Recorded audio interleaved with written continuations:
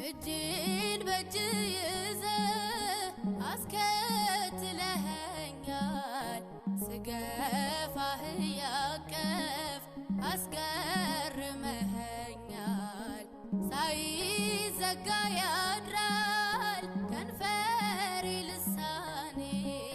ሲያወራ ስራህን ሲያፈስልቅኔ በመዳፍ መሃል ያሳለፍከኝ ጌታ ተቸንክረ ደምተ ሰው ያረከኝ ጌታ የቱ ትከሻዬ ፍቅርህን ይችላል ከሚገልጸው በላይ ውለታ ከብዶ